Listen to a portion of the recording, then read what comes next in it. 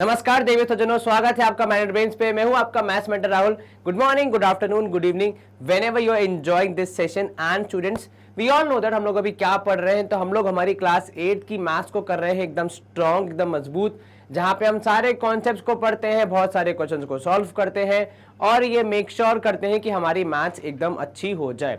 और अभी जो आप सेशन एंजॉय कर रहे हैं, इस सेशन का नाम है एनसीईआरटी एग्जाम्पलर, जो हमारी टेक्स्ट बुक है उससे जुड़ी हुई जो हमारी सीरीज है उसका एक इंपॉर्टेंट सेशन है।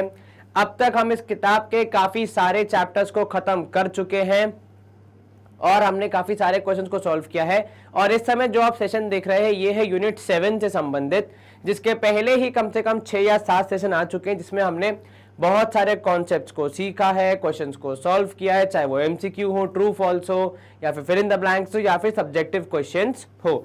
तो यहाँ पे जो हमारा सिलसिला शुरू होगा इस सेशन में, वो शुरू होगा सवाल नंबर 93 से, if I am not wrong. 92 तक हम लोग पहले ही खत्म कर चुके हैं। तो यदि आपने वहां तक कुछ मिस किया है तो प्लीज उन सेशंस को देख लीजिए और उसके बाद इस सेशन को आगे बढ़ाइए, क्योंकि इससे आपका फ्लो नहीं टूटेगा और आप आसानी से चीजों से कनेक्ट कर पाएंगे, आपको ज्यादा समस्या नहीं आएगी। आज का हमारा सेशन कंप्लीटली फोकस करेगा किस पे? प्रश्न क्रमांक 93 से आगे बढ़ाएंगे हम हमारे सिलसिले को। जहां तक हम पहुंच पाया वो तो हमें नहीं पता, जितना हमें टाइम अलाउ करेगा उतना हम सेशन को कंप्लीट करेंगे एंड फिर बहुत सारे क्वेश्चन सॉल्व करेंगे। आपको क्या करना है, आपको मेरे साथ लेकर बैठना है अपनी किताब, पेन, पेंसिल और आपका इंटेलिजेंट सा, शार्प सा दिमाग। क्या आपको यहाँ पेन चलते हुए दिखा? Yes sir. बिजली कड़की? जी सर, बिजली कड़क के चली गई। अंकल जी डर गए। और हम बढ़ेंगे आगे हमारे पहले प्रश्न की तरफ। सवाल क्रमांक कहां से शुरू हो रहा है? ध्यान रखना 93 से। सर उसके पहले वाले कर दिए हैं, पहले ही अपन ने पिछले सेशन में, देख लेना अगर नहीं देखा है तो। पहले सवाल पढ़ते हैं, क्या कह रहा था कि समझ में आए। The following expressions are areas of rectangles. मतलब आपको जो यहां पे दिया है x² - 6x + 8, ये किसी रेक्टेंगल का एरिया है। ठीक है, अब आपको क्या बताना है? Find the possible length and breadth. ठीक है, चलिए आपको बताना है कि यदि ये एरिया है किसी रेक्टेंगल का, तो भाई ऑब्वियस ही बात है उस रेक्टेंगल की लेंथ और ब्रेथ तो होगी।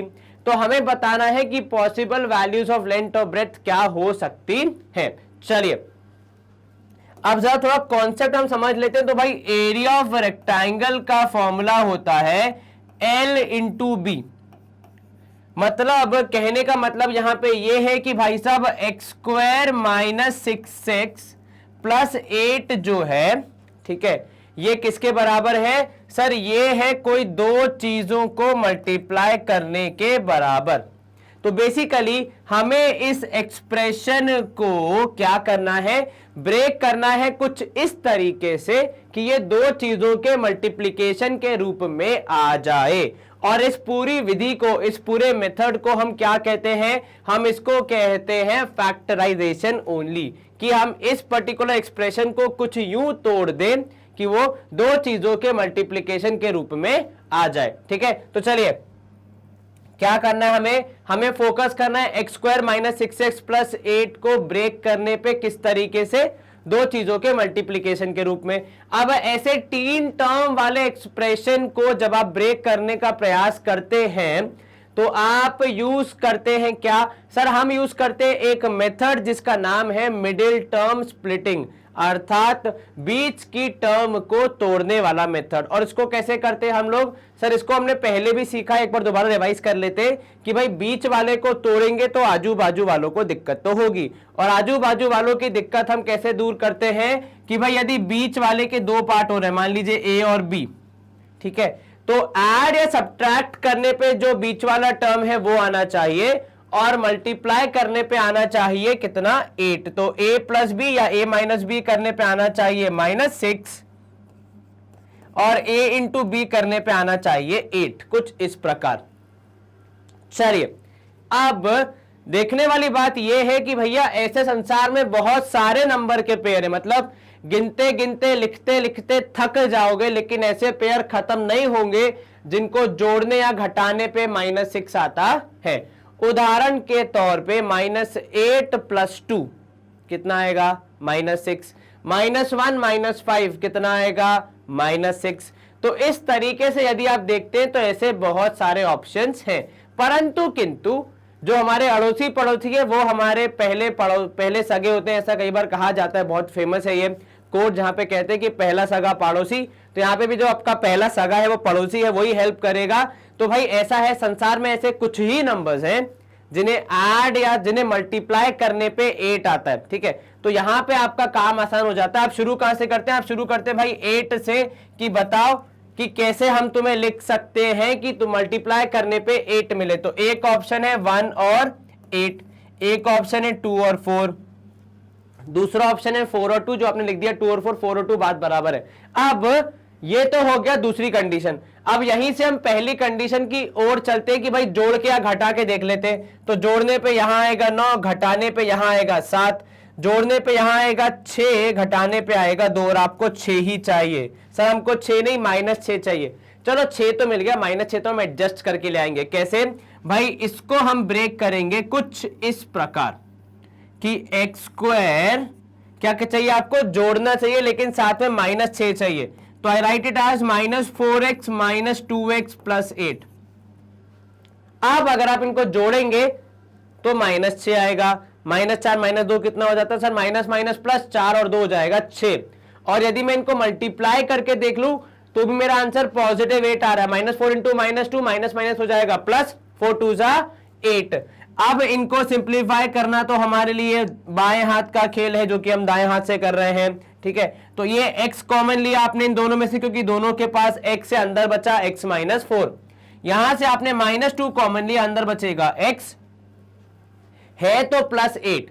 अब प्लस बनता कैसे पहले ये बताओ सर? 2 माइनस से प्लस बनता है, तो अगर आपने एक माइनस बाहर ले लिया तो एक रह जाएगा अंदर, तो आपको बचेगा x - 4।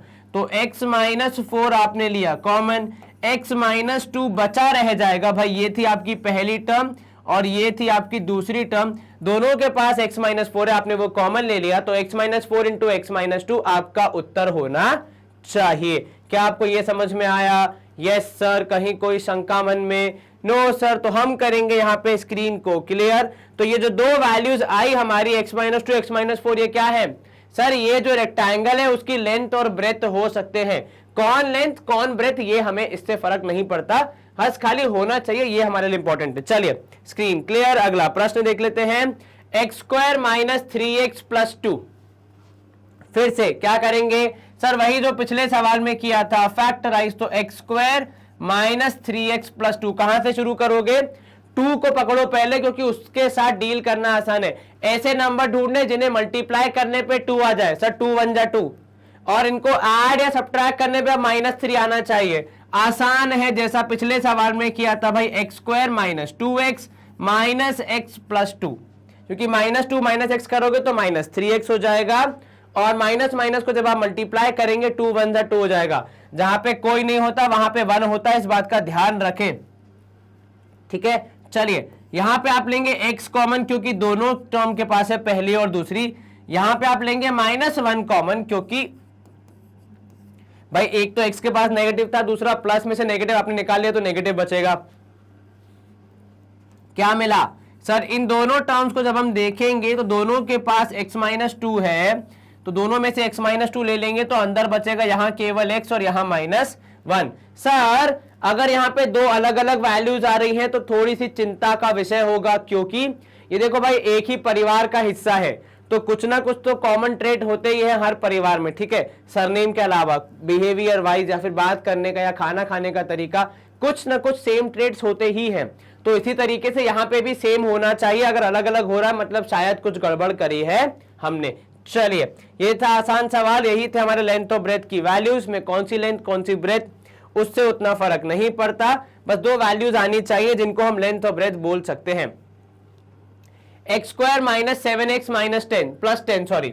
चलिए ऐसे दो नंबर्स जिन्हें मल्टीप्लाई करने पे आना चाहिए 10 और जोड़ने घटाने पे आना चाहिए 7, वही हमारा सवाल का मेन मुद्दा है।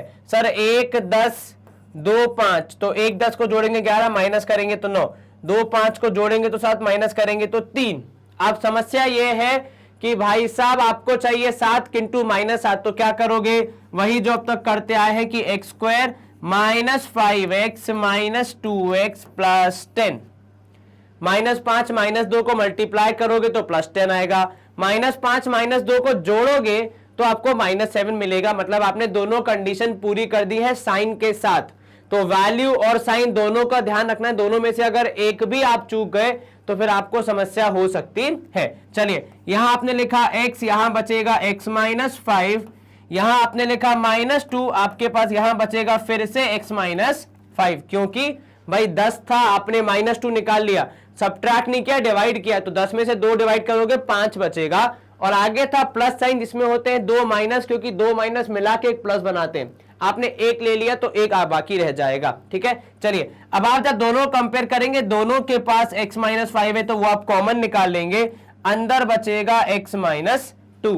क्या आपको ये समझ में आया? यस सर, कहीं कोई शंका मन में? नो सर, आसान था ये प्रश्न। जी हाँ, तो ये जो दो वैल्यूज मिली हमको x -5 और x -2, ये हमारी लेंथ और ब्रेड्थ हो सकती है। चलिए स्क्रीन क्लियर। अगला प्रश्न है हमारा x² + 19x - 20 अब की बार। ठीक है, तो पिछले वालों से थोड़ा अलग है, बिकॉज उसमें अक्सर जो हमारा x वाला टर्म था वो नेगेटिव था और जो लास्ट में कांस्टेंट था वो पॉजिटिव था, पर अभी इस बार x वाला टर्म पॉजिटिव है, कांस्टेंट नेगेटिव है। ऐसे नंबर जिन्हें मल्टीप्लाई करने पे 20 आता है बहुत सारे, कौन कौन से? सर 1 20, 2 10, तो मैं लिख लेता हूं भाई 1 20, 2 10, 3 नहीं होगा 4 5, और फिर 5 4, फिर तो उल्टा होना शुरू हो जाएगा। चलिए अब इनका कर लेते हैं एडिशन। तो ये था 20, तो एडिशन करने पे 21, यहाँ 12, यहाँ 20, नहीं एडिशन करने पे यहाँ आएगा 9, सॉरी माइनस करने पे 1 8 और 19। आपको कितना चाहिए? आपको 19 ही चाहिए। कैसे लाए आप? Sir x² - 20x plus x - 20। चलिए क्या करेंगे आप? सर पहले दो के पास x है तो x कॉमन ले लिया तो x - 20, दूसरे दो के पास केवल 1 है तो आप लेंगे x - 20 कॉमन। चलिए आपका उत्तर होगा यहां पे x - 20 और x + 1। क्या आपको यह समझ में आया? यस सर, कहीं कोई शंका मन में? नो सर, तो हम करेंगे यहां पे स्क्रीन को क्लियर और मूव करेंगे अगले प्रश्न की ओर। चलिए अब पांचवा पार्ट है इसका, x² + 9x + 20। थोड़ा सा यहां हमारी मेहनत आसान कर दी है, क्योंकि +20 हमने अभी पिछले ही सवाल में देखा था कि भाई कैसे आता है 20 मल्टीप्लाई करने पे। तो एक तो शुरू होगा 1 और 20, फिर होगा 2 10, फिर होगा 4 5, अब जोड़ोगे तो 9 12 21, इधर पे 19, इधर पे 8, इधर पे 1। आपको कितना चाहिए? 9 चाहिए, जो कि वहां पे है। तो भाई 9 को ब्रेक करोगे +4x + 5x + 20।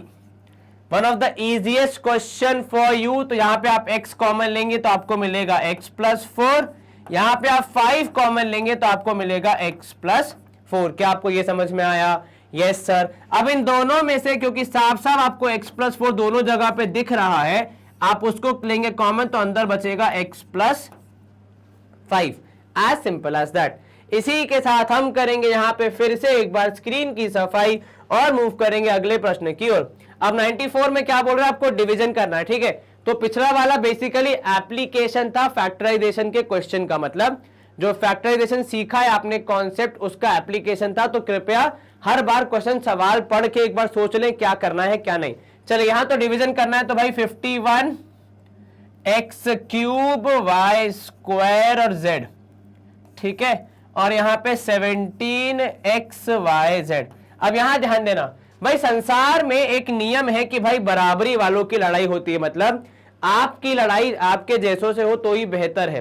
ठीक है, मतलब अब आप शेर को अगर बकरी से लड़ाएंगे तो कोई मतलब नहीं है। ठीक है, शेर को शेर से लड़ाओ, बकरी को बकरी से लड़ाओ। ठीक उसी प्रकार यहाँ पे भी जब आप वेरिएबल और नंबर्स की लड़ाई करते हैं तो भाई जो वेरिएबल जैसा है उसके जैसे से ही भिड़ेगा।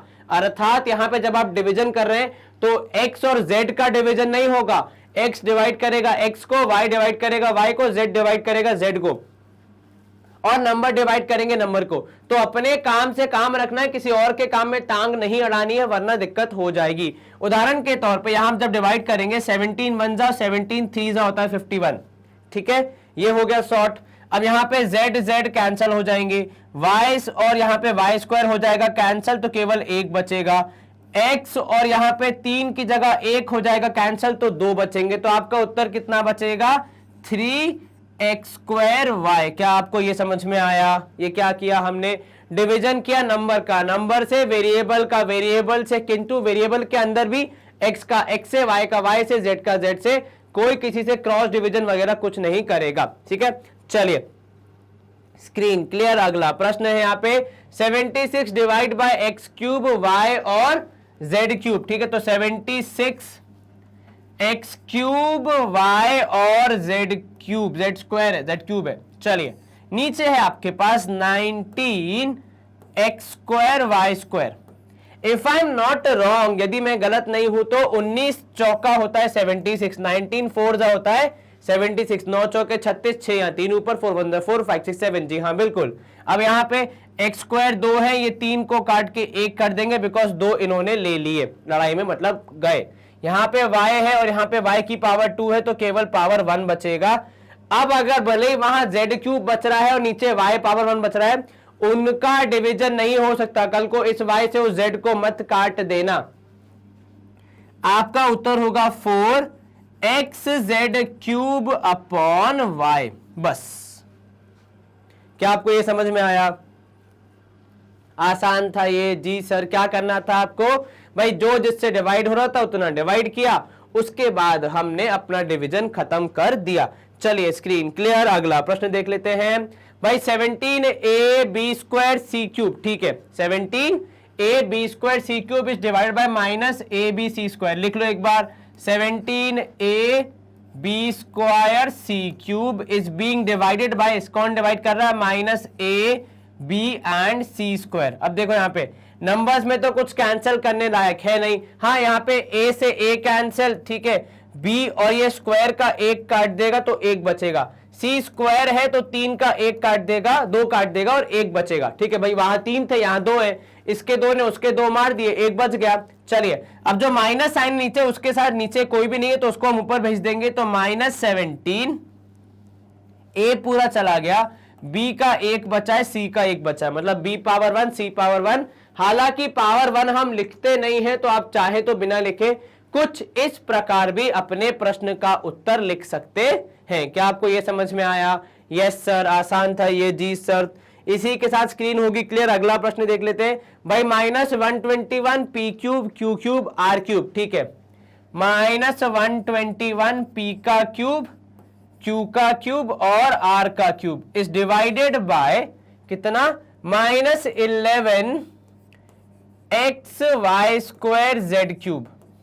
अब देखो यहाँ पे ऊपर है पी क्यू आर, नीचे है एक्स वाई जेड क्यूब, तो इसमें आप कुछ कर नहीं सकते, केवल कैंसिल करेंगे तो भाई ये हो जाएगा कैंसिल। 11 11 जा 121, माइनस से माइनस साइन कैंसिल। आपके पास उत्तर बचेगा भाई 11 p cube q cube r cube divided by x y square z cube. अब अगर है ही नहीं कोई डिवीजन के लिए तो उसमें हम कुछ नहीं कर सकते। हम करेंगे अब यहाँ पे स्क्रीन को क्लियर और मूव करेंगे अगले प्रश्न की ओर। अब सवाल क्रमांक 95 है, डिवीजन करना है, लेकिन थोड़ा सा टफ कर दिया चीजों को, इतनी आसानी से डिवाइड करने नहीं देंगे ये लोग अब हमें। तो डिवाइड कैसे करना है हमें? तो भैया हमारे पास है एक तो 3pqr, ठीक है, -6p square q square and r square, ठीक है, which is divided bye 3pq। क्या आपको ये दिख रहा है? जी सर। अब इसको डिवाइड कैसे करेंगे? सर डिवीजन में एक समस्या होती है कि सॉरी, ये 3 से 3 कैंसिल, pq कैंसिल, ऐसी समस्या अगर आपको आ रही है तो वो गलत समस्या है, उसे अपने दिमाग से निकाल दीजिए। देखो भाई साहब, सिंपल सा गणित है जो मैं समझा रहा हूं आपको, कि डिवीजन दोनों को करना है ना, दोनों को डिवाइड करना है, तो आप किसी एक को कैसे कैंसिल कर सकते हैं? तो कैंसिल करने का पहला नियम यह है कि कैंसिल तब कुछ होगा जब वो दोनों के पास हो, अर्थात जब आप कुछ दोनों से कॉमन ले पाए। उदाहरण के तौर पे यहां 3 और 6 में से मैंने 3 कॉमन ले लिया, और वेरिएबल में से मैंने पी क्यू आर तीनों कॉमन ले लिए, तो यहां क्या मिला आपको? सर यहां तो आपने पूरा का पूरा हमारा जो टर्म था वही कॉमन ले लिया, तो 1 बचेगा। उधर पे 6 में से 3 लिया तो 2 बचेगा। डिवाइड कर रहे हैं, माइनस नहीं कर रहे हैं, इस बात का ध्यान रखना। पी क्यू आर में से एक एक कॉमन, तो पी क्यू आर यहां पे आ जाएगा, डिवीजन में होगा आपके पास 3pq। अब देखो कौन किससे कैंसिल हो रहा है। अब आप इस तरीके से कैंसिलेशन कर सकते हैं, क्योंकि अब और पिछले वाले कैंसिलेशन में एक बहुत बड़ा फर्क है। जो अब आपने कैंसिल किया है वो दोनों से लिया गया था, और डिवीजन दोनों का हो रहा था, इसलिए दोनों से लेना जरूरी था। इसलिए दोनों से लेके जब आपने कैंसिल किया तो आप सही कर रहे हैं, और आपका जवाब बचेगा अब कि भाई r इंटू 1 माइनस 2pqr। आप चाहे तो इस r को अंदर मल्टीप्लाई कर दे, चाहे तो यहीं छोड़ दे, दोनों से कुछ खास फर्क नहीं पड़ेगा। चलिए हम करेंगे यहां पे स्क्रीन को क्लियर और मूव करेंगे अगले सेट की तरफ। सेकंड क्वेश्चन क्या है हमारा, भाई a cube minus b x square plus c x को डिवाइड कर रहा है कौन, माइनस डी एक्स। ठीक है, चलिए तो ऊपर आ जाएगा a x cube minus b x square plus c x, और नीचे है आपके पास डिवाइड करने के लिए तैनात माइनस डी एक्स। अब कैसे डिवाइड करेंगे इसको, सर इसमें भी पहले हम कॉमन निकालेंगे। क्या कॉमन निकल सकता है, सर x तीनों के पास है तो उसको कॉमन हम निकाल सकते हैं। तो जब आप x को कॉमन निकाल देंगे आपको मिलेगा a x square minus b x plus c. ठीक है, यस सर, और नीचे आपके पास ऑलरेडी है माइनस डी एक्स। अब क्योंकि x आपने तीनों से कॉमन निकाल लिया है, मतलब आपने तीनों से कुछ कुछ हिस्सा ले लिया है, तो अब आप डिवीजन के तहत इनको कैंसिल कर सकते हैं। आपके पास बचेगा a x square minus b x plus c whole divide by केवल माइनस डी। क्या आपको ये समझ में आया? यस सर, आसान था ये। जी सर, माइनस साइन को आप चाहें तो ऊपर न्यूमरेटर में शिफ्ट कर सकते हैं, परंतु नीचे डी तो फिर भी रहेगा, उसको तो आप गायब नहीं कर सकते जब तक आप उसकी किडनैपिंग ना कर दें और उसके बदले में आपके टीचर आपके मार्क्स ना काट ले। चलिए स्क्रीन क्लियर। अगला प्रश्न है यहाँ पे, भाई एक्स क्यूब वाई क्यूब है, फिर प्लस है एक्स स्क्वायर वाई क्यूब, तो x cube y cube plus x square y cube minus होगा एक्स वाई की पावर 4 और प्लस हो जाएगा एक्स वाई, और इन सब को डिवाइड कौन कर रहा है, तो इन सबको डिवाइड कर रहा है एक्स वाई। चलिए डिवीजन का नियम क्या कहता है कि भाई एक्स वाई कॉमन लेना पड़ेगा, तो जैसे ही आप एक्स वाई कॉमन लेंगे, क्योंकि चारों के पास है, तो क्या बचेगा, इसके पास 3 थे, एक आपने ले लिया तो 2 बचेंगे, यहां पे भी 3 थे, एक आपने ले लिया तो 2 बचेंगे, यहां पे x 2 थे, एक आपने ले लिया तो 1 बचा, y 3 थे, आपने 1 ले लिया 2 बचे, यहां पे x 1 था लेकिन आपने वो ले लिया, तो आपके पास यहां पे कुछ भी नहीं बचेगा इन टर्म्स ऑफ x। y थे 4, 1 आप निकाल चुके हैं, आपके पास बचेगा 3, और लास्ट में केवल +1 क्योंकि वही बच रहा है, बाकी पूरा का पूरा एक्स वाई तो आप बाहर ले चुके हैं। और वो 1 किस लिए, क्योंकि भैया यदि आप घर से बाहर जाते हैं तो आपके घर वाले आपका सामान घर से बाहर नहीं फेंकते, कुछ ना कुछ आपका बेड, आपका वार्डरोब वहां पे रखा रहता है। वैसे ये 1 यहाँ पे बता रहा है कि ये एक्स वाई की जगह है जो कभी भी वापस आ सकते हैं, क्योंकि भाई जब ब्रैकेट से बाहर निकालना पॉसिबल है तो ब्रैकेट के अंदर डालना भी पॉसिबल है। चलिए नीचे तो एक्स वाई खड़ा ही है डिवाइड करने के लिए, ठीक है, एक्स वाई से एक्स वाई कैंसिल, क्या बचा आपके पास, x square y square minus x y square minus y cube plus 1। क्या आपको ये समझ में आया? यस सर, कहीं कोई दिक्कत, ये प्लस है माइनस नहीं है, तो ये भी प्लस होगा, ये भी प्लस होगा। साइन का जरा ध्यान रखें, अगर गलती से मिस हो जाए तो एक बार क्वेश्चन से वेरीफाई जरूर कर लें, ताकि आपके साइन की गलती ना हो और आपका क्वेश्चन सही होते हुए भी किसी माइन्यूट गलती की वजह से 0 की तरफ ना बढ़ जाए। चलिए स्क्रीन क्लियर। अगला प्रश्न देख लेते हैं भाई, चौथा सवाल है minus y minus q r x y, तो minus q r x y plus p r y z minus r x y z, इसको कौन डिवाइड कर रहा है, इसको डिवाइड कर रहा है माइनस एक्स वाई जेड।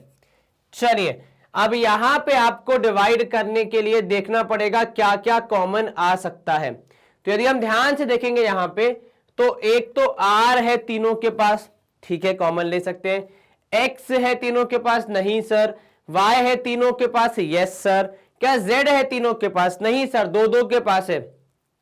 भाई देखो इनके पास है जेड, इनके पास है जेड, इनके पास नहीं है, ठीक है, तो हम क्या कॉमन लेंगे, तो बेसिकली यहां थोड़ा सिंपल करने के लिए मैं माइनस आर वाई कॉमन ले रहा हूं।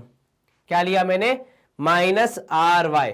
अब जब आप आर और वाई और माइनस ले लेंगे कॉमन तो क्या बचेगा, क्यू एक्स बचेगा। यहां पे आर और वाई लेंगे कॉमन लेकिन माइनस भी ले रहे हैं, तो भाई ये जो प्लस था ये क्या बन जाएगा, ये बन जाएगा माइनस, क्योंकि दो माइनस मिला के एक प्लस बनता है। अब आपने एक ले लिया तो प्लस तो बन नहीं पाएगा, जो एक बचेगा वो होगा माइनस, वो आपने लिख दिया।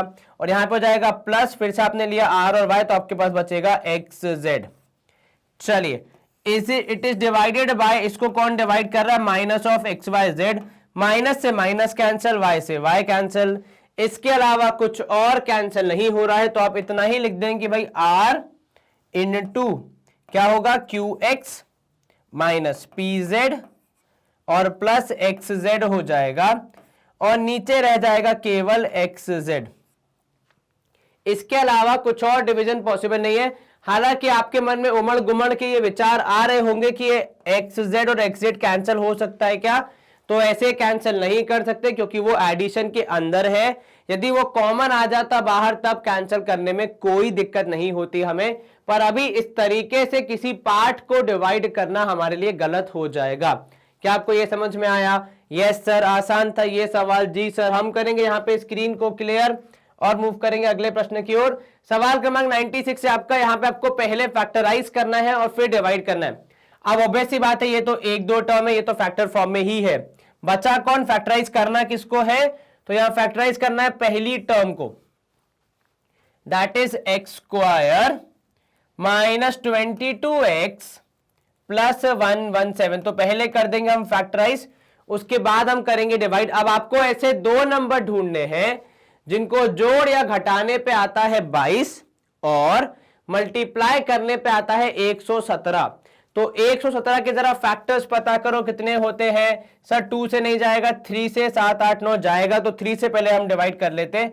एक बार 1 से कर लेते हैं, 1 और 117। 3 से किया तो 3 कितने जा, सर 3 3 जा 9, 2 बचेगा, 3 9 जा 27। ठीक है, चलिए 39। अब यहीं से आपको थोड़ी हेल्प मिल जाती है, जब 3 से डिविजिबल है तो शायद 6 से डिविजिबल होगा। नहीं सर, क्योंकि 6 से डिवाइड करने के लिए 2 और 3 दोनों से होना चाहिए। हाँ, अगर 3 से डिविजिबल है तो 9 से डिविजिबल होने के भी काफी चांसेस हैं। चलिए 9 1 जा 9, बचे कितना 27, तो 9 3 जा 27। जी हाँ बिल्कुल। इसके अलावा 10 11 12 और 13 तो वहां पे आ ही चुका है। ऐड करेंगे अगर तो 118, 39 और 3 हो जाएगा 42, 13 और 9 हो जाएगा 22। सब्ट्रैक्ट करेंगे तो 116, 36 और 9 में से 13 गया तो 4। हमें चाहिए 22 और हमें मिल रहा है 22। बस खाली लिखने का तरीका थोड़ा देखना पड़ेगा। तो एक्स स्क्वायर, क्योंकि आपको माइनस चाहिए तो माइनस 13x और माइनस 9x प्लस 117 होना चाहिए आपका ब्रेक करने के बाद उत्तर। मतलब अभी आप फैक्टर लेंगे उसके पहले से ही आपको ये मिलना जाना चाहिए। यहां पे आप लेंगे x कॉमन तो आपको मिलेगा x माइनस 13। यहां पे आप लेंगे माइनस 9 कॉमन तो आपको मिलेगा x माइनस 13। और इसमें जब आप इन दोनों टर्म में से, ये पहली टर्म ये दूसरी टर्म, दोनों में से x माइनस 13 जब आप कॉमन लेंगे तो आपको मिलेगा कितना, x माइनस 9 मिलेगा। इस पूरे को आप डिवाइड करें, क्योंकि असल प्रश्न क्या है, असल प्रश्न तो डिवीजन का है। तो इस पूरे को जब आप x माइनस 13 से डिवाइड करेंगे, क्योंकि यहां तक आपका फैक्टराइजेशन कंप्लीट हो जाता है। तो पहला पार्ट क्या था फैक्टराइज करने का, वो ये दोनों आ गए। अब करना है डिवीजन, जो कि सेकंड पार्ट है। तो x माइनस 13 पूरा का पूरा कैंसिल, तो डिवाइड करने के बाद आपका उत्तर आएगा x माइनस 9। क्या आपको यह समझ में आया? Yes sir. तो पहले करना है फैक्टराइज, फिर करना है डिवाइड। फैक्टराइज करके खत्म करो, उसके बाद डिवाइड करना आसान हो जाएगा। चलिए यहां पे हम करेंगे स्क्रीन क्लियर। अगला प्रश्न देख लेते हैं। अब सेकंड पार्ट है इसका, x cube plus x square minus 132x। ठीक है, इसको आप डिवाइड कर रहे हैं किससे, तो भाई x cube plus x square minus 132x है। ठीक है, तो इसको पहले फैक्टराइज करना पड़ेगा। और क्योंकि मैं तीनों में सेम वेरिएबल देख पा रहा हूं तो मेरे मन में पहला विचार तो यही है कि भाई x कॉमन ले लो, कम से कम थोड़ा तो सिंप्लीफाई हो जाएगा। तो ये हो जाएगा X square plus x minus 132। चलिए अब आपके पास जो ब्रैकेट के अंदर है, ऐसे आप बहुत सारे एक्सप्रेशन को सॉल्व कर चुके हैं, तो आपको ऐसे दो नंबर ढूंढने हैं जिसे जोड़ने या घटाने पे 1 आ जाए और मल्टीप्लाई करने पे -132 आ जाए। तो पहले हम 132 को देख लेते हैं, माइनस तो हम ला सकते हैं कैसे भी। तो 1 और 132 2 से करेंगे तो कितना आएगा सर? ये हो जाएगा 61 नहीं 66 या 67, 2 6 12, 2 6 12, चलिए 66। फिर आप अगर इसको 3 से करेंगे तो ये होगा भैया 3 3 9, कितना बचा सर? बचेगा 4, 3 7 नहीं कितने जाओगा 42, नहीं 3 4 12 सॉरी, और 3 6 3 4 12, यही होगा 44। हाँ जी सर, 3 4 12 और 1 कैरी 3 4 12। 6 से करेंगे तो आपको कितना मिलेगा सर? 6 2 12, 22 मिलेगा। आपको चाहिए केवल 1 माइनस है और करोगे आप तो 6 के बाद 7 8 से करेंगे तो सर 8 1 8, कितना बचा? 5 बचा, 52 डिवाइड नहीं होगा। 9 10 11 से करेंगे तो 11 12 होता है 132, 11 1 11, 11 2 32। अब जब ऐड करेंगे या सब्ट्रैक्ट करेंगे इनको तो 133, 6 और 2 8, 4 और 3 7, 6 और 2 8, ठीक है। और नहीं ये कितना हो जाएगा? 28 हो जाएगा सॉरी, और ये 11 और 12 हो जाएगा कितना? 2 और 1 3, 1 और 1 2, 23। माइनस करेंगे जब आप तो आपको मिलेगा कितना सर? माइनस करेंगे तो 131, 64, 41, यहाँ पे 22 माइनस 6 करेंगे तो आएगा 16, और लास्ट में 12 माइनस 11 करेंगे तो 1। और आपको कितना चाहिए? केवल x चाहिए, ठीक है। चलिए तो बाहर x, अंदर मिलेगा आपको x square plus 12x minus 11x minus 132 होना चाहिए हमारा मिडिल टर्म का स्प्लिट, मतलब मिडिल टर्म को दो बांटने जब आपने ब्रेक किया तो मिलने वाला जवाब। चलिए अब यहां पे आप पहले दोनों में से लेंगे x कॉमन क्योंकि वो दोनों के पास है, दूसरे दोनों से लेंगे -11 क्योंकि वो दोनों के पास है। चलिए अब आप जब दोनों टर्म्स को देख रहे हैं तो आपके पास x प्लस 12 तो ऐसे ही आ रहा है और x माइनस 11 भी आपको मिल रहा है। ये हो गया आपका फैक्टराइज फॉर्म, क्या? x into x plus 12 into x minus 11। अब इसको करना है डिवाइड किससे? इसको हमें डिवाइड करना है x इंटू एक्स माइनस 11 से। जो जो हो रहा है कैंसल उसे हम कर देंगे कैंसल, और हमारा फाइनल उत्तर हो जाएगा x प्लस 12। तो पहले किया हमने फैक्टराइज, उसके बाद किया डिवाइड, जो जिससे कैंसिल हो रहा था उसे कैंसिल किया और हम अपने प्रश्न को सॉल्व करने में सक्सेसफुल हो गए। चलिए स्क्रीन करेंगे हम क्लियर, आसान था ये प्रश्न। अगला देख लेते हैं भाई 2x cube minus 12x square plus 16x, ठीक है। और फैक्टर्स से डिवाइड किससे करना है? x माइनस 2 और x माइनस 4 से। तो भाई 2x cube minus 12x square plus 16x। अब देखो गणित में नियम यह कहता है कि अगर किसी चीज को सिंप्लीफाई किया जा सकता है तो उसे सिंप्लीफाई करना ही चाहिए। तो यहां पे अगर आप 2x कॉमन ले लेंगे तीनों में से तो आपका जो प्रश्न है वो क्या हो जाएगा? थोड़ा सा सिंप्लीफाई हो जाएगा। किस प्रकार? सर आपने अगर 2x कॉमन लिया, यहां बचेगा आपके पास, आपने पूरा का पूरा 2 ले लिया, x 3 में से 1x निकाल लिया, 2 बचेगा। यहां पे आप लेंगे 2 6 12 तो 1x बचेगा, और यहां पे आप लेंगे प्लस 8 क्योंकि आपने x और 2 दोनों कॉमन ले लिए तो x आ गया बाहर। 16 को जब आप 2 से डिवाइड करेंगे आपको उत्तर मिलेगा 8। अब आप इसको करेंगे फैक्टराइज तो भाई 2x as it is, multiply करने पे 8 और जोड़ने पे 6 या घटाने पे 6 या पहले कर चुके हैं। तो 1 8 2 4 करने पे आता है -6, मतलब 2 और 4 को जोड़ने पे आता है 6, आपको खाली उसे -6 तक पहुंचाना है। तो भाई x square minus 4x minus 2x plus 8 होना चाहिए हमारा सॉल्व्ड फॉर्म। यहां पे आप लेंगे 2x कॉमन, यहां पे आप इन दोनों से लेंगे x कॉमन तो आपको मिलेगा x माइनस 4, यहां पे आप लेंगे -2 कॉमन तो आपको मिलेगा x माइनस 4। किस प्रकार?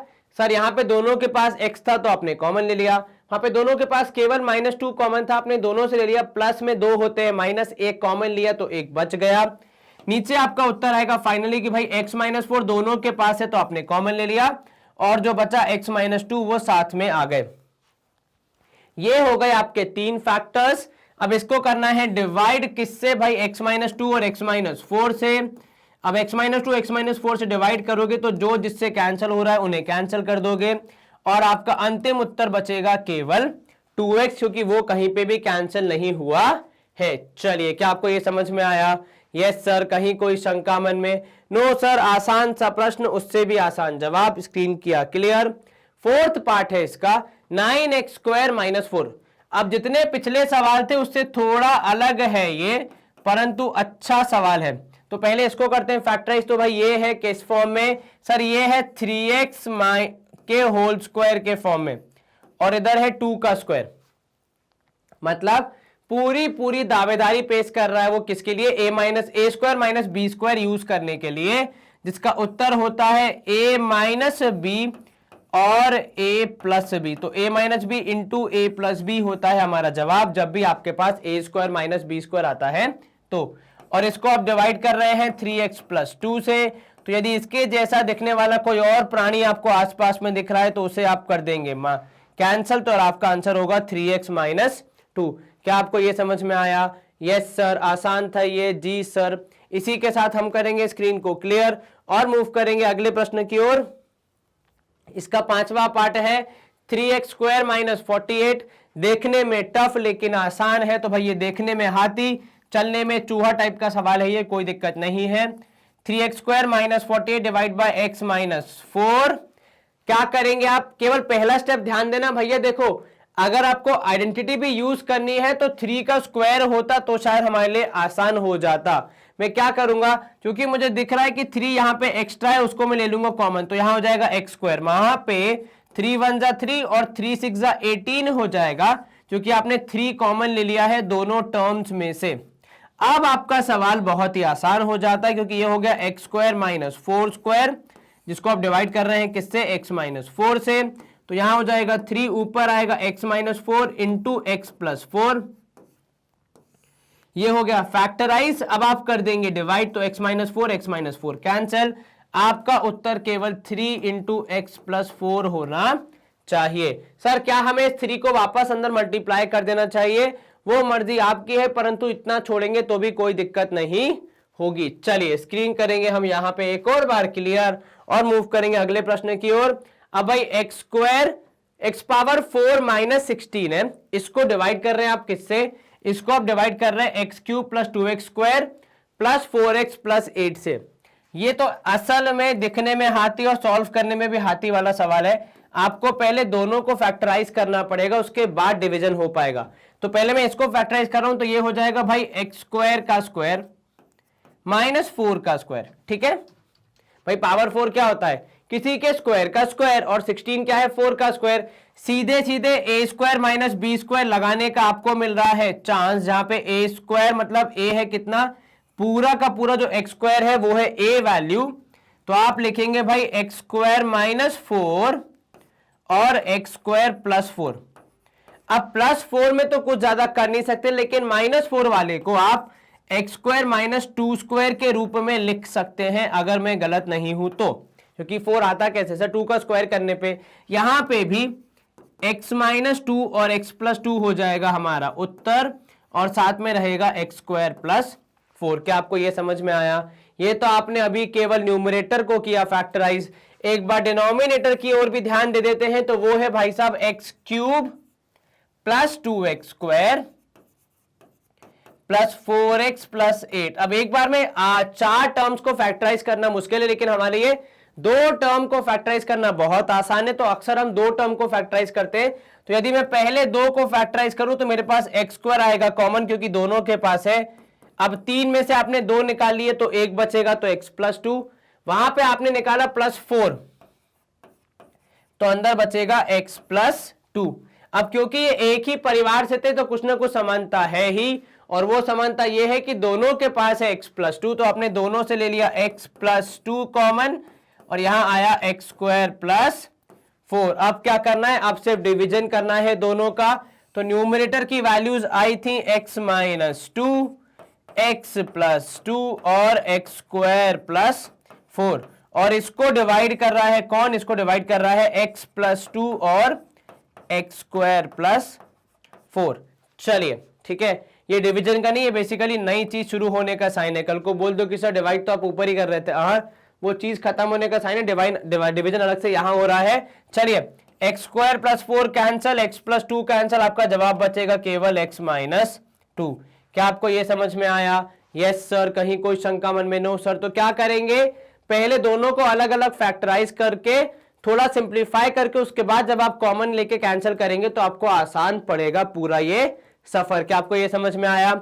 Yes sir. चलिए यहां पे भी होगी स्क्रीन क्लियर। अगला प्रश्न देख लेते हैं।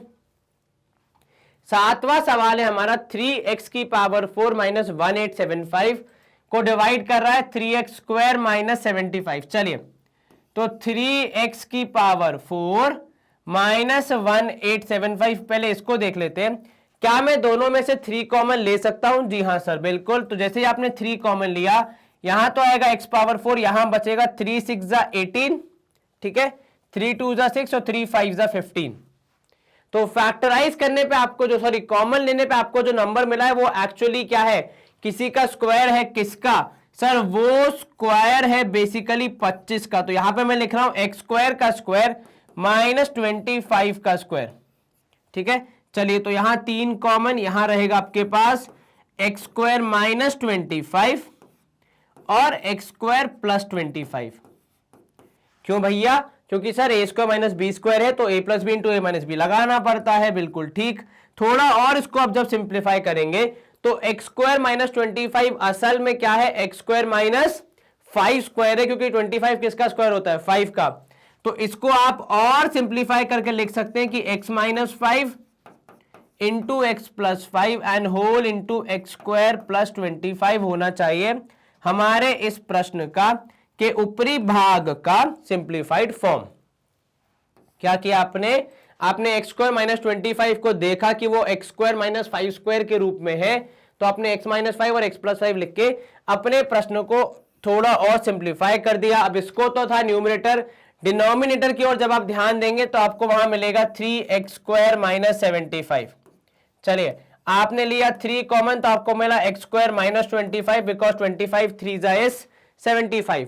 फिर से यहां पे आपको दिख रहा है एक्स स्क्वायर माइनस 5 स्क्वायर का रूप जो कि होता है एक्स माइनस 5 और एक्स प्लस 5 के रूप में, क्योंकि 25 कहां से आता है भाई? 5 का स्क्वायर करने से आता है। 25 इज कमिंग फ्रॉम 5 स्क्वायर। अब ये हो गए आपके दोनों डिवीजन जिनको करना है वो वाले टर्म्स। अब हम करेंगे असल डिवीजन, तो इसको करना है डिवाइड, तो भाई 3 into x minus 5 into x plus 5 into x square plus 25 whole divide by 3 into x minus 5 into x plus 5। चलिए अब कौन किससे कैंसिल हो रहा है पहले एक बार वो देख लीजिए, फिर तो सवाल आसान है। 3 से 3 cancel, x minus 5 cancel, x plus 5 cancel, अंतिम उत्तर बचा आपका एक्स स्क्वायर प्लस 25। तो लाइफ में अगर पॉजिटिव रहोगे तो हमेशा आगे बढ़ते रहोगे, कोई आपको कैंसिल नहीं कर पाएगा। नेगेटिव में थोड़ी समस्या है, तो जीवन में पॉजिटिव रहे, अच्छी बातें करे, अच्छी पढ़ाई करे, आपका जीवन खुशहाल रहेगा। ये था बाबा जी का ज्ञान। थोड़ा सा हम करेंगे यहाँ पे स्क्रीन को क्लियर। अगला प्रश्न देखते हैं। अब सवाल क्रमांक 97 है हमारे पास। एक स्क्वायर है, उसका एरिया है 4x square plus 12xy plus 9y square. Find the side of square. ठीक है, रेक्टेंगल वाला सवाल हम पहले कर चुके हैं। ठीक है सर, स्क्वायर और रेक्टेंगल में क्या फर्क हो जाएगा? देखो रेक्टेंगल में लेंथ और ब्रेथ अलग अलग हो सकती है, तो वहां पे हमने किया था फैक्टराइजेशन, जो कि बिल्कुल ठीक किया था। लेकिन स्क्वायर के केस में दोनों चीजें बराबर होंगी। तो बेसिकली जब वो दोनों चीजें बराबर होंगी मतलब दोनों फैक्टर्स बराबर होंगे और उनको मल्टीप्लाई करेंगे अगर, तो हमें मिलना चाहिए एक परफेक्ट स्क्वायर।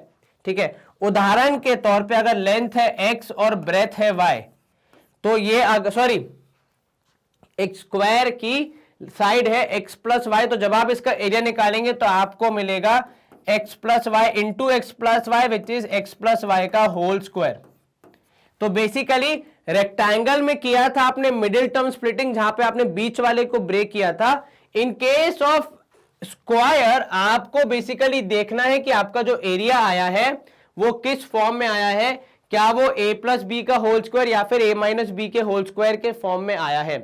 यदि हां तो मतलब वही हमें यहां पे हमारा उत्तर देगा, क्योंकि स्क्वायर के केस में दोनों साइड्स बराबर होती है, मतलब चारों की चारों साइड्स बराबर होती हैं। तो भाई 4x square plus 12xy plus 9x square, तो बेसिकली हमें ऐसा एक्सप्रेशन निकालना है यहां से जो कि स्वयं से मल्टीप्लाई होने पे इतना उत्तर दे, अर्थात बेसिकली किसी का स्क्वायर करने पे ये आ जाए। अब हमने पढ़ा है a प्लस बी का होल स्क्वायर और उसका रिवर्स भी, मतलब अगर रिवर्स पूरा एक्सपैंडेड दिया हो तो कैसे a plus b whole square पे आते हैं। तो भाई 4 हो जाएगा यहाँ पे 2x हो जाएगा x का स्क्वायर, तो ये हो जाएगा x 2x। इसके बाद अब हमेशा फोकस करते हैं लास्ट वाले पे, तो 3y का हो जाएगा स्क्वायर, बिकॉज 9 होता है 3 का स्क्वायर और y का स्क्वायर y स्क्वायर। अब बीच वाले को थोड़ा और हम एडजस्ट कर देंगे, तो भाई 2 इंटू यहां से लिया हमने 2x और यहां से लिया हमने 3y, एक बार मल्टीप्लाई करके इनको कर लेते हैं वेरीफाई, तो भाई 3 2 6 6 2 12, तो ऊपर जो आ रहा है वही नीचे आ रहा है, मतलब हमने सही मल्टीप्लाई किया, सही वैल्यूज को पुट किया है। तो ये है भाई a square plus 2ab plus B square के रूप में, जो कि होता है क्या सर, जो कि होता है a plus b whole square का फॉर्मूला। तो भाई a plus b whole square करने पे कितना आता है सर, 2x प्लस 3y का होल स्क्वायर आएगा। तो ये हो गया a, ये हो गया यहाँ पे b।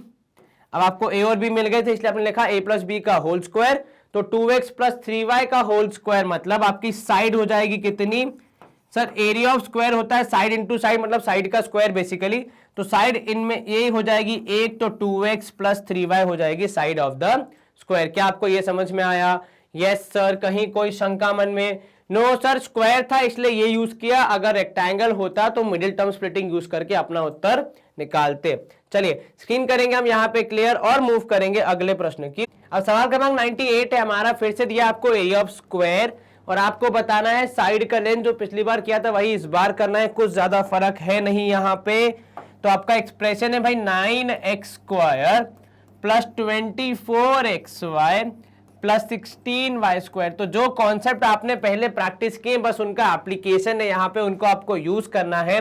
तो 9 हो गया 3x का स्क्वायर, ठीक है। 16 आता है भाई कहां से, तो भाई 4y का स्क्वायर, ठीक है भाई। 9x स्क्वायर हो गया, 16y स्क्वायर भी एडजस्ट हो गया, बीच वाले को थोड़ा ध्यान रखना है हमें।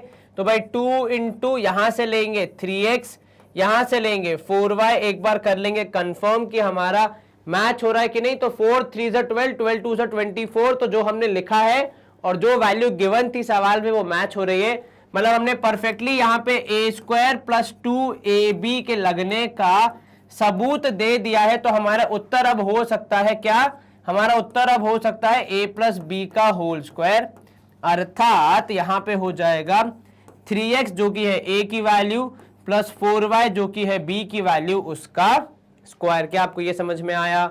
Yes sir. तो साइड की लेंथ कितनी होगी, तो सर ये साइड से ही तो एरिया बनता है, साइड का ही तो स्क्वायर करना पड़ता है, तो आपकी साइड होगी 3x प्लस 4y। क्या आपको ये समझ में आया?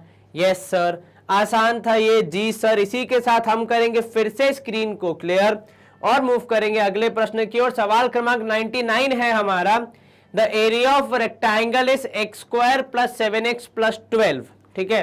तो भाई x square plus 7x plus 12 है आपका एरिया ऑफ रेक्टेंगल। अगर ब्रेथ है x प्लस 3, आपको लेंथ पता लगानी है। चलिए, तो भाई लेंथ और ब्रेथ को जब आप गुणा करते हैं, मल्टीप्लाई करते हैं, तो आपको मिलता है क्षेत्रफल अर्थात एरिया। थोड़ी हिंदी में सीख क्या है मैथ्स वाली। तो भाई लेंथ और ब्रेथ को जब आप गुणा करते तो आपको क्या मिलता है, क्षेत्रफल मिलता है अर्थात एरिया मिलता है। तो भाई लेंथ आपको पता लगानी है, ब्रेथ आपको दी है x प्लस 3। लेंथ और ब्रेथ को हिंदी में क्या बोलते हैं, लंबाई और चौड़ाई, इतना भी सीख के आए हो। चलो यहाँ पे फिर x square plus 7x plus 12 plus ये हो जाएगा हमारा एरिया। अब आप क्या करेंगे, सवाल में बोला लेंथ निकालो, तो लेंथ निकालने के लिए x square plus 7x plus 12 को डिवाइड करेंगे किससे, x प्लस 3 से, क्योंकि यहां पे कर रहा था मल्टीप्लाई, हम गुणा कर रहा था, साइड चेंज करेगा, डिवाइड करेगा या फिर भाग करेगा। अब डायरेक्टली डिवाइड तो हम नहीं कर सकते, हमें क्या करना पड़ेगा, हमें हमारे न्यूमरेटर को फैक्टराइज करके ये देखना पड़ेगा कि किन चीजों को मल्टीप्लाई करने पे वो बना है, ताकि कैंसल होने के कुछ चांस हो तो वो हम लगा पाए। तो यदि मैं ठीक से देख पा रहा हूं तो हमारा जो न्यूमरेटर है उसमें मल्टीप्लाई करने पे आना चाहिए 12 और ऐड या सब्ट्रैक्ट करने पे आना चाहिए 7। तो हम पकड़ेंगे 12 को। भाई ऐसे नंबर जिन्हें मल्टीप्लाई करने पे 12 आता है, 1 12 नहीं सर, 2 6 नहीं सर, 3 4 पॉसिबल है सर, क्योंकि 3 और 4 को जोड़ने पे आता है 7। और हमें क्या चाहिए 7, तो हम यहां पे लिखेंगे x square plus 4x plus 3x plus 12 होना चाहिए हमारा मिडिल टर्म स्प्लिटिंग, और अंदर होगा यहां पे x प्लस 3। तो L की वैल्यू हो जाएगी यहां पे x कॉमन लेंगे तो x प्लस 4 प्लस 3 कॉमन लेंगे तो यहां पे आएगा x प्लस 4। क्या आपको यह समझ में आया? Yes sir. और यहां पे नीचे अभी भी x प्लस 3 से डिवाइड ही होते रहेगा। अब ऊपर वाले दोनों में x प्लस 4 है कॉमन, तो उसको आप लिखेंगे x प्लस 4 और साथ में आ जाएगा x प्लस 3, क्योंकि यही दोनों बच रहे हैं। बाकी x प्लस 4 तो आपने कॉमन निकाल लिया। और डिवीजन में है x plus 3।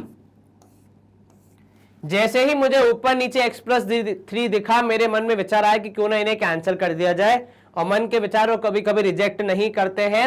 x plus 3 cancel, तो लेंथ की वैल्यू आ गई x प्लस 4।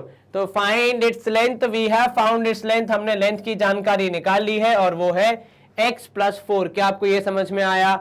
Yes sir. कहीं कोई शंका मन में? No sir. तो हम करेंगे यहाँ पे स्क्रीन को clear.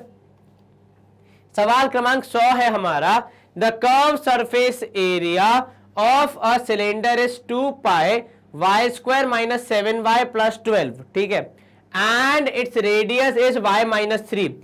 Find the height of cylinder. आपको ब्रैकेट में क्या दिया, यदि आपको याद ना हो तो CSA of cylinder is 2 pi RH, ठीक है।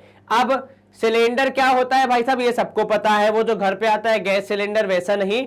सिलेंडर एक शेप है, आपने देखा होगा, उसके बहुत सारे एग्जांपल्स हमारे आसपास इस जगत में हमें देखने को मिलते हैं, ठीक है।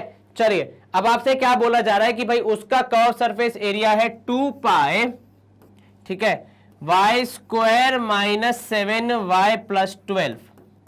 चलिए, और ये है क्या, ये CSA है जिसका फॉर्मूला होता है 2 पाई RH। अब ये मैंने क्यों लिखा है, क्योंकि दोनों जगह पे 2 पाई एक जैसा है, तो उसको मैं कर रहा हूं कैंसिल, ठीक है। क्या बचा सर? बचा Y square minus 7y plus 12 इस तरफ, इधर पे रेडियस और हाइट बचा है, जिसमें से रेडियस दिया है y माइनस 3। तो आपको निकालना क्या है बाकी? सर हमें निकालना है बाकी केवल h की वैल्यू, अर्थात हाइट हमें निकालनी है, और वो बहुत ही आसान हो जाएगा। कैसे निकालेंगे?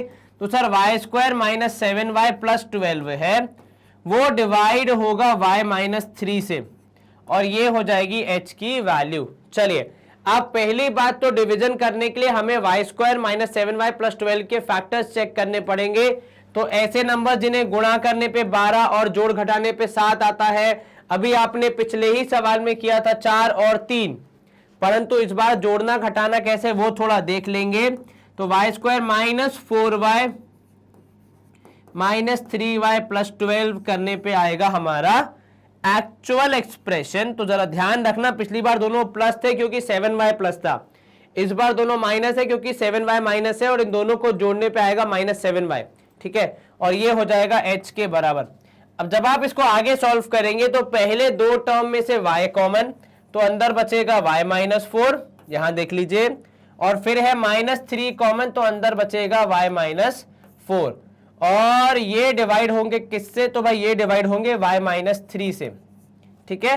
अब y माइनस 4 दोनों के पास है न्यूमरेटर में, तो वो आ जाएगा कॉमन, और जब आप y माइनस 4 निकाल लेंगे आपके पास बचेगा केवल y माइनस 3, और वो डिवाइड होगा y माइनस 3 से। जैसे ही आपको y माइनस 3 दिखा, आपने उसे कैंसिल कर दिया, और आपको h मिल गया y माइनस 4। कितनी है हाइट? हाइट है y माइनस 4। क्या आपको ये समझ में आया? Yes sir. आसान था ये? जी हाँ सर, बहुत आसान था, बस खाली थोड़ा सा हमें कॉन्सेप्ट वाइज सवाल को देखना था, बाकी तो फैक्टराइज करना हम सीख चुके, हमने इतनी सारी प्रैक्टिस की है। चलिए, इसी के साथ हम करेंगे यहाँ पे एक और बार स्क्रीन को क्लियर और मूव करेंगे अगले प्रश्न की ओर। सवाल क्रमांक 101 है हमारा, the area of a circle is given by expression pi x square plus 6 pi x plus 9 पाई, ठीक है। Find the area of the circle, ठीक है। अब एरिया ऑफ सर्कल में क्या होता है? तो भाई एरिया ऑफ सर्कल का फॉर्मूला होता है पाई आर स्क्वायर, ठीक है। यहां पे आपके पास है पाई एक्स स्क्वायर प्लस 6 पाई एक्स प्लस 9 पाई, और मैं यहां पे देख पा रहा हूं कि जो हमारा एरिया है उसमें सारे टर्म्स में पाई पाई पाई है, तो पाई को आप ले लेंगे कॉमन, अंदर बचेगा x square plus 6x plus 9 आपके पास, ठीक है। और ये हो जाएगा पाई के बराबर, पाई आर स्क्वायर के बराबर, क्योंकि दोनों तरफ सेम वैल्यू है तो उसको कैंसिल करना हमारे लिए पॉसिबल है। X square plus 6x plus 9। अच्छा एक बात, जब हम कैंसिल कर रहे हैं तो ये बात ध्यान रखना कि एकदम ध्यान से कि मैंने दोनों जगह पे मल्टीप्लीकेशन में है तब कैंसिल किया है, ऊपर कैंसिल नहीं किया पहले पाई से पहला पाई, हाँ तीनों में से कॉमन लिया, मल्टीप्लीकेशन में आया और वहां पे भी मल्टीप्लीकेशन में था तब कैंसिल हुआ है। कृपया ऐसी गलती ना करें कि इसका पहला टर्म और इसका पहला टर्म कैंसिल कर देंगे, वो गलत हो जाता है। चलिए यह है आर स्क्वायर के बराबर, अर्थात ऐसा एक वैल्यू है, ऐसा एक एक्सप्रेशन है जिसको स्वयं से मल्टीप्लाई करने पे ये आता है, तभी तो लिखा है आर स्क्वायर। आर स्क्वायर का मतलब क्या हुआ, किसी चीज को स्वयं से मल्टीप्लाई करना। तो आपको बेसिकली बताना है किसको स्वयं से मल्टीप्लाई करने पे ये x square plus 6x plus 9 आता है। उसके लिए हम लेंगे थोड़ी सी हेल्प इसी की कि भाई एक्स स्क्वायर को लिख दिया हमने x का स्क्वायर, ठीक है, 9 को लिखा हमने 3 का स्क्वायर और बीच वाले को लिखा हमने 2 इंटू एक्स इंटू 3। और ऐसा लिखने की पीछे की वजह यह है कि जैसे ही हमने यहां पे देखा तो हमें यह दिख रहा है कि यहां पे पूरा पूरा चांस है कि भाई a प्लस बी का होल स्क्वायर लग रहा हो, क्योंकि यह है a स्क्वायर, यहां 2ab जो कि परफेक्टली फिट हो रहा है, प्लस है b स्क्वायर। तो अब दोनों जगह पे स्क्वायर है तो जब भाई दो चीजें बराबर हैं तो उनकी पावर भी बराबर है तो कैंसिल हो जाएगी।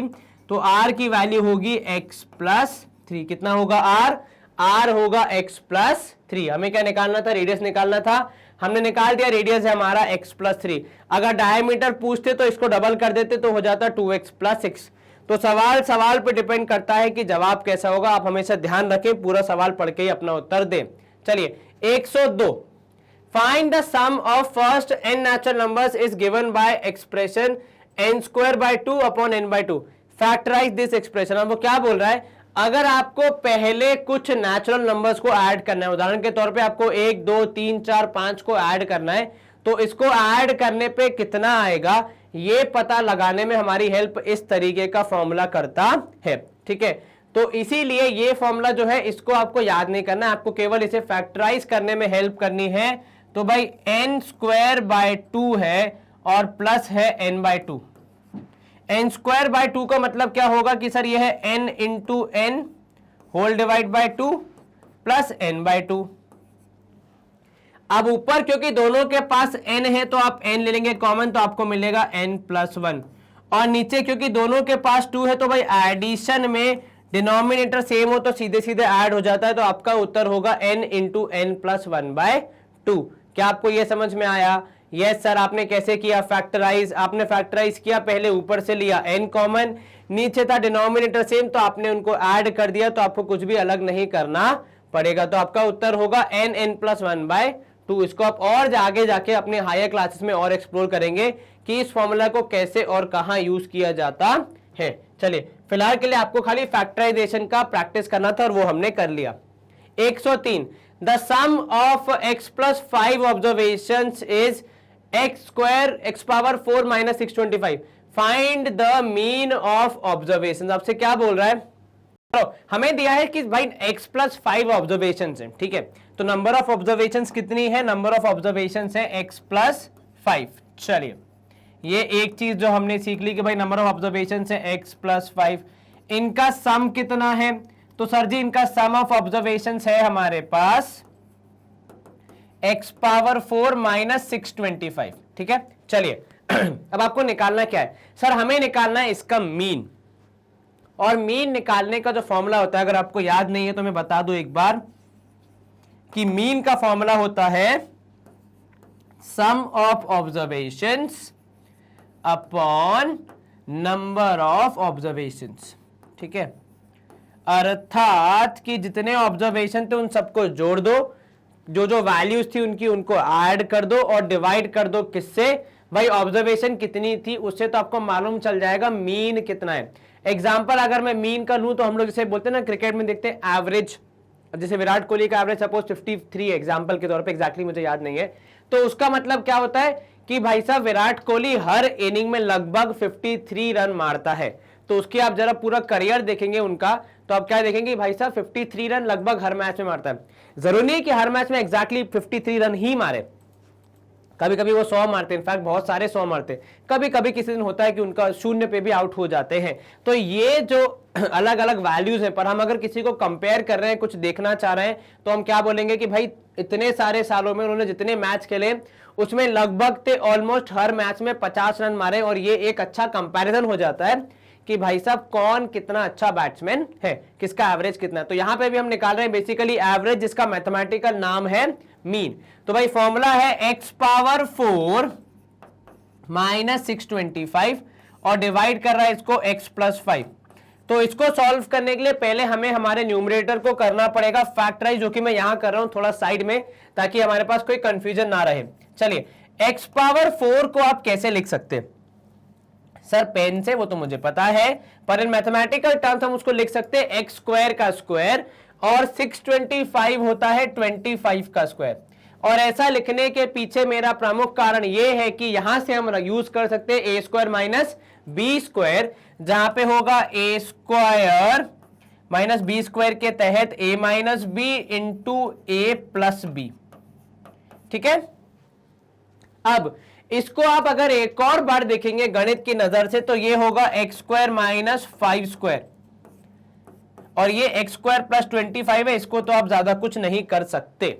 अब x² - 5² फिर से है a² - b² के फॉर्म में, जहां पे आपको ये मिलेगा a और यहां पे है b, तो यहां पे a - b इंटू a+b, और साथ में है x² + 25।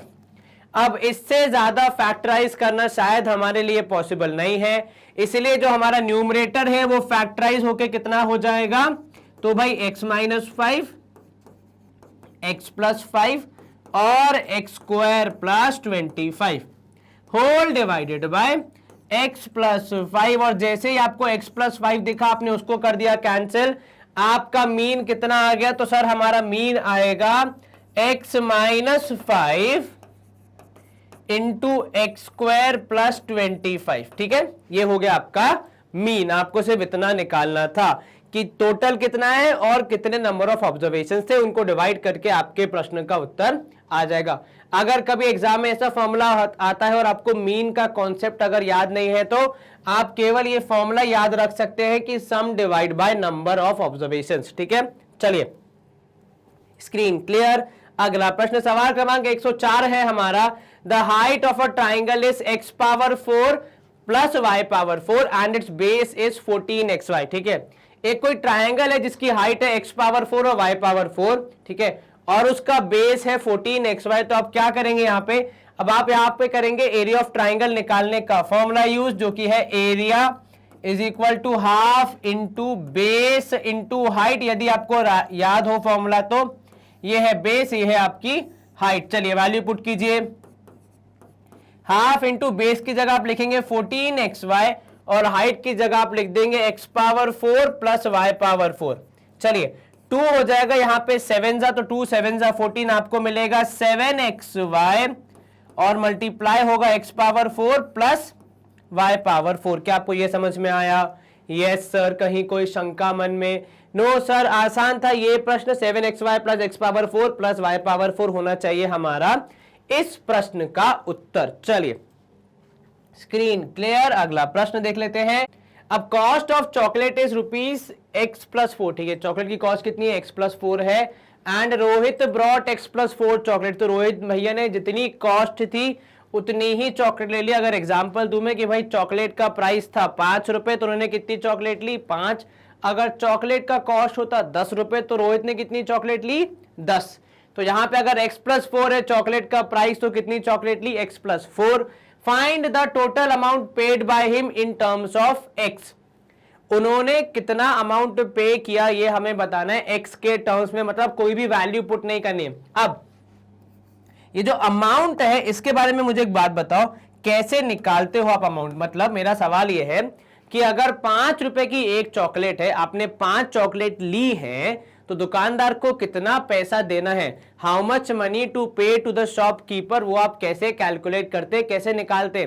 सर 5 रुपए की एक चॉकलेट, 5 चॉकलेट हमने ली है तो 5 5 हो जाएगा 25, मतलब एक चॉकलेट का दाम और कितनी चॉकलेट ली थी उससे कर दिया मल्टीप्लाई, चॉकलेट का 1 चॉकलेट का price multiplied by number of chocolates. तो यहां पे भी प्राइस ऑफ 1, तो price of 1 chocolate is multiplied with number of chocolates, और उससे हमें क्या प्राप्त होता है, उससे हमें यह प्राप्त होता है कि कितना अमाउंट पे करना है।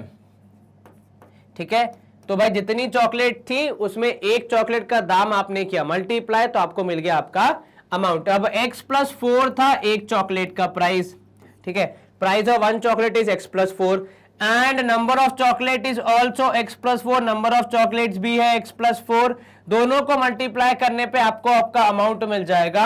अब इन दोनों को मल्टीप्लाई करने का जो प्रोसेस है उसको हम कैसे लिखते हैं भाई, x+4 का होल स्क्वायर। क्यों? क्योंकि x+4 2 बार आ रहा है और किसी चीज को स्वयं से मल्टीप्लाई करने का जो प्रोसेस होता है, multiplying anything with itself is called squaring. किसी चीज को स्वयं से मल्टीप्लाई करने को क्या बोलते हैं आप, स्क्वायर करना बोलते हैं। ठीक है, तो यहां पे x+2 का होल स्क्वायर हो जाएगा आपका अमाउंट। x+2 का होल स्क्वायर होता है x स्क्वायर मतलब a square plus 2ab plus b square that is 4 square. ठीक है, ये हो जाएगा आपका अमाउंट। अब यहां देखेंगे तो भाई x स्क्वायर, थोड़ा इसको हम अच्छे तरीके से लिख ले, 4 2 8x एंड 4 स्क्वायर इज 16 हो जाएगा आपका। अमाउंट निकालने का एक जनरल तरीका, एक जनरल मेथड।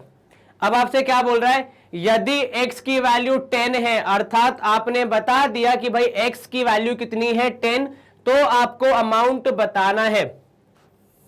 अमाउंट निकालने का जो जनरल फॉर्मूला है वो तो है हमारे पास, क्या है भाई, x square plus 8x plus 10।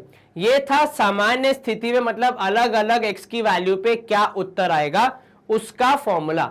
अब आपको बोल दे कि भाई x निर्धारित हो गया 10 पे, आप क्या करेंगे, आप इस 10 को यहां पे पुट करके अपना उत्तर निकालेंगे।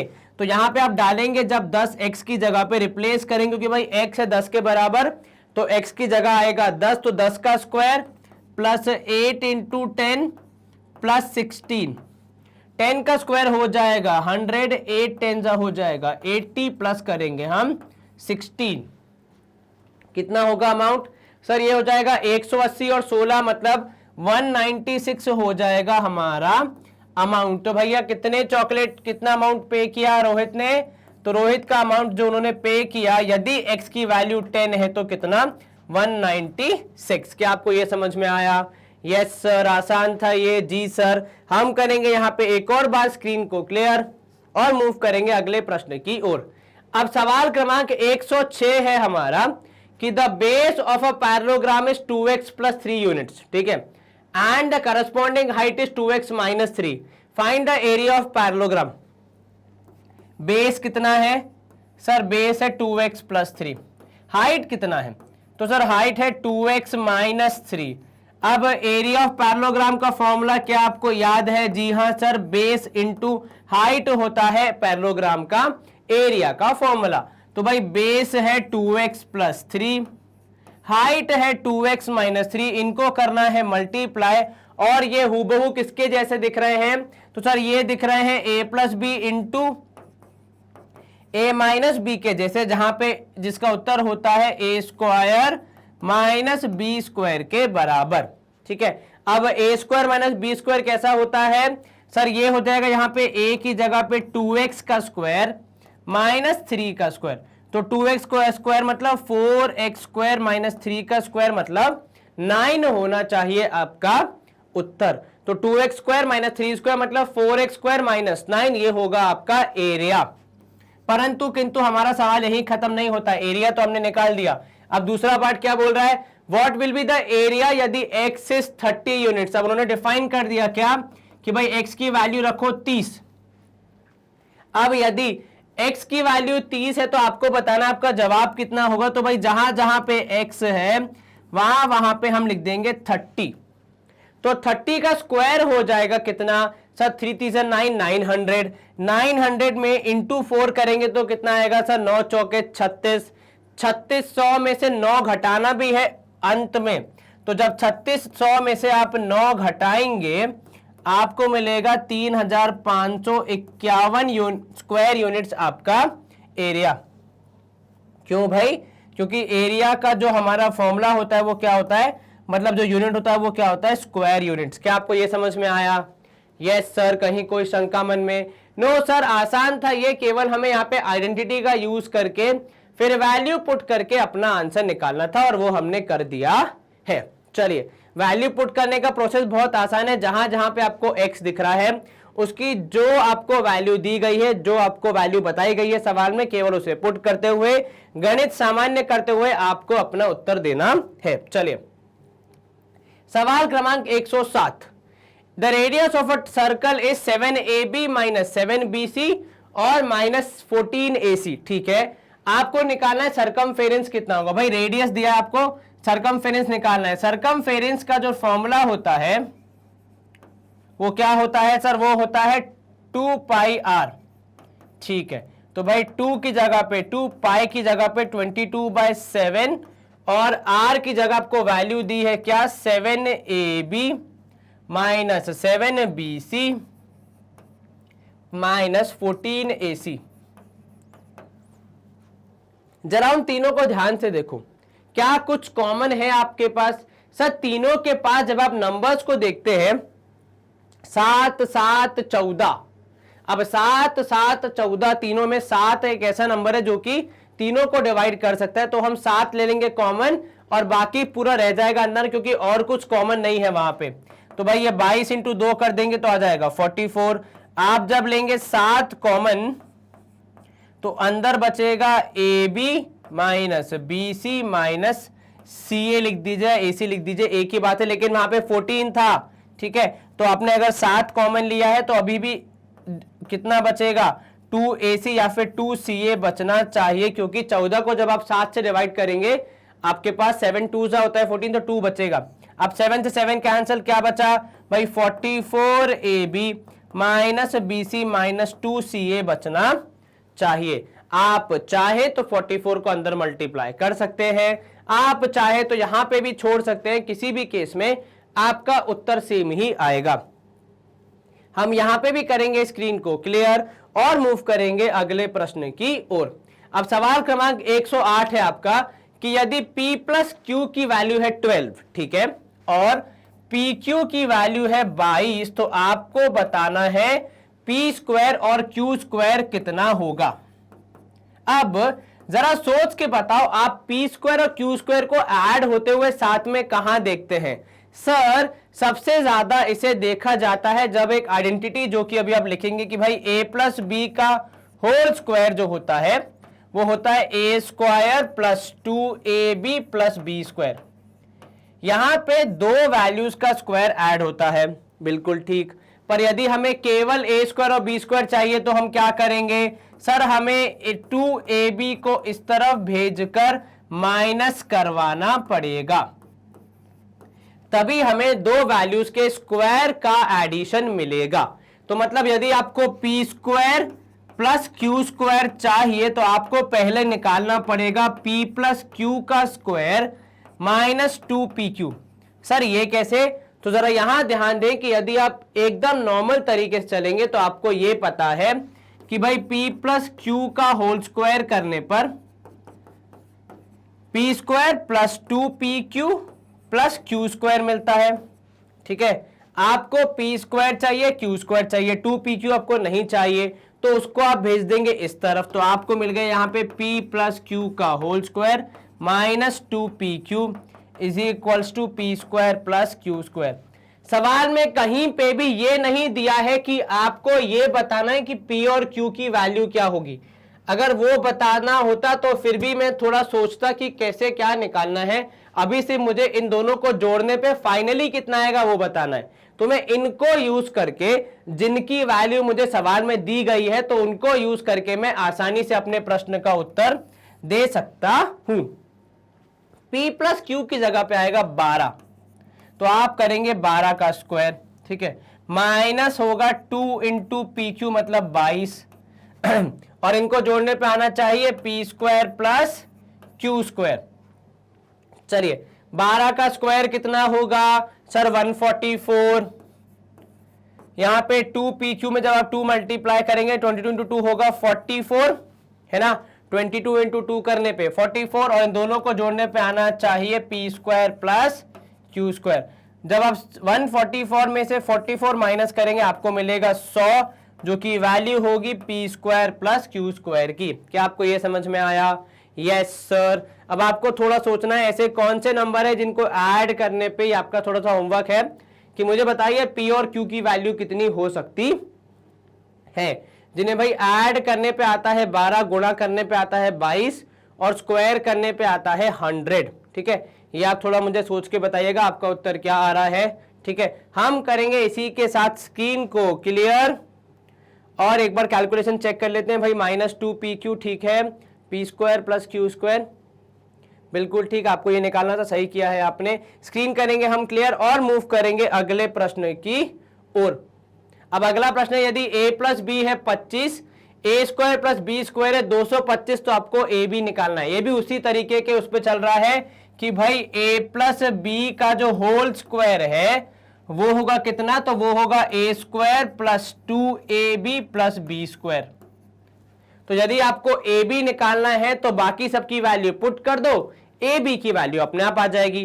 तो भाई a प्लस बी की वैल्यू है 25, तो उसका करेंगे आप स्क्वायर।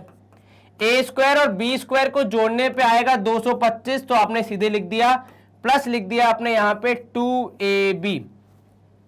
अब 25 का स्क्वायर होता है 625, उसमें से आप माइनस कर देंगे 225 तो आपको मिलेगा 2ab, है ना।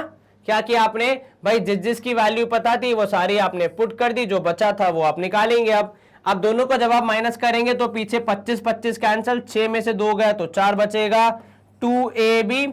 तो यहां पे आपको मिलेगा 400 डिवाइड बाय 2 और मल्टीप्लाई करने पे यहां पे, क्योंकि 2 वहां डिवीजन में था, मल्टीप्लीकेशन में था, साइड चेंज करेगा डिवाइड करेगा, तो ab की वैल्यू आएगी 200। क्या आपको यह समझ में आया? Yes sir. कितनी आएगी ए बी की वैल्यू? सर ए बी की वैल्यू आएगी 200 और इसी के साथ ये सवाल हो जाएगा हमारा सॉल्व। हम करेंगे एक और बार स्क्रीन को क्लियर और मूव करेंगे अगले प्रश्न की ओर। अब सवाल क्रमांक 110 है आपका, यदि x माइनस वाई है 13, ठीक है, और x प्लस वाई है 28, आपको निकालना है x square plus Y square. अब यहां पे क्योंकि x माइनस वाई है तो हमारी आइडेंटिटी जो यूज होगी वो भी होगी x माइनस वाई का होल स्क्वायर, जो कि होती है x square minus 2xy plus Y square. ठीक है, यहां पे आपका उत्तर चेंज नहीं होगा क्योंकि दोनों एक्स स्क्वायर और वाई स्क्वायर दोनों पॉजिटिव हैं, तो उनको जोड़ने पे बीच में प्लस साइन ही आएगा, माइनस साइन नहीं आएगा। वो जो माइनस साइन है वो 2xy के साथ है, उसको भी आप साइड चेंज कर दोगे तो हो जाएगा x माइनस वाई का होल स्क्वायर प्लस 2xy। तो विगत कुछ सवालों में हमें यहां पे आइडेंटिटी को यूज तो करना है, लेकिन अपनी जरूरत के हिसाब से थोड़ा तोड़ मड़ोड़ के कि भाई किस तरीके से आप किसको किधर भेज सकते हैं ताकि आपको आपका उत्तर मिल जाए। अब x माइनस वाई की वैल्यू 13 है, आपको पता यहां पे दी है, तो हो जाएगा 13 स्क्वायर। एक्स वाई की वैल्यू है 28, तो 2 इंटू 28 सीधे सीधे क्या किया आपने, एक्स वाई की जो वैल्यू दी थी उसको पुट करके अपने प्रश्न को सॉल्व किया, और ये हो जाएगा किसके बराबर, तो भाई ये हो जाएगा X square plus Y square के बराबर। अब 13 का स्क्वायर 169, 28 इंटू 2 करोगे कितना आएगा सर, 28 दूनी होगा 8 दूनी 16, एक कैरी 2 2 4 1 5, तो 56 होना चाहिए, और ये हो जाएगा X square plus Y square के बराबर। 169 मतलब 13 का स्क्वायर और 56 को आप ऐड करोगे, 9 और 6 हो जाएगा 15, एक कैरी, 6 और 5 11, एक 12, एक और कैरी, तो आपको मिलेगा 225 किसके बराबर भाई, एक्स स्क्वायर और वाई स्क्वायर को जोड़ने के बराबर। क्या आपको यह समझ में आया? Yes sir. क्या कोई शंका मन में? नहीं सर, आसान था ये सवाल। जी हाँ सर, बिल्कुल, आपने दोनों को ऐड कर दिया, 9 और 6 15, एक कैरी, 6 और 5 11, एक 12, एक और हो जाएगा 225 X square plus Y square की वैल्यू। इसी के साथ हम करेंगे स्क्रीन को क्लियर और मूव करेंगे अगले पड़ाव की तरफ। अब अगला पड़ाव है हमारा आपके लिए छोटा सा अंतराल, जहां पे आपको दी जाएगी एकदम महत्वपूर्ण जानकारी। पहले तो हमें आपके लिए ये बताना है कि भाई स्टूडेंट्स हमारे जो है वो YouTube पे हमारे करीब 22,000 से ज्यादा वीडियोस देखते हैं, ठीक है। अब होता क्या है भाई, 22,000 वीडियोस हैं तो काफी टाइम आपके वीडियोस कहीं ना कहीं खो जाते हैं, आपको जल्दी आसानी से मिलते नहीं है। तो हमने क्या किया है, हमने एक ऐसा प्लेटफॉर्म बनाया जहां पे आप केवल अपनी क्लास से जुड़ी हुई चीजें अपने क्लास के हिसाब से, अपनी रिक्वायरमेंट के हिसाब से आसानी से देख सकते हैं, पता कर सकते हैं, आप वहां पे खो नहीं जाएंगे। उदाहरण के तौर पे आपको एग्जाम्पलर पढ़नी है अगर क्लास किसी भी क्लास की, तो आप यहाँ पे एग्जाम्पलर का टैब हमने बना दिया वेबसाइट पे।